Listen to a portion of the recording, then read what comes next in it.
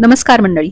अनेकदा लोक मला विचारतात की तू जर्मनीत असतेस, तिथे भारतीयांना कशी वागणूक मिळते? खरंच तिथे भेदभाव होतो का? मी माझं अगदी खरं असं मत सांगणार आहे. तर इथे तुम्हाला कोणीही व्हीआयपी असं ट्रीट करत नाही, परंतु तुम्हाला कोणी कमी सुद्धा लेखत नाही. कामाच्या ठिकाणी तुमचं नाव, देश किंवा तुमचा रंग नाही, तर तुमचं काम बोलतं. जर का तुम्ही प्रोफेशनल आहात, वेळ पाळत असाल, तर इथे तुमचा खूप जास्त रिस्पेक्ट केला जातो. आणि वास्तव असं आहे की आज युरोपमध्ये भारतीयांकडे हायली स्किल्ड प्रोफेशनल्स म्हणून बघितलं जातं. मग ते डॉक्टर असो, इंजिनियर किंवा आयटी.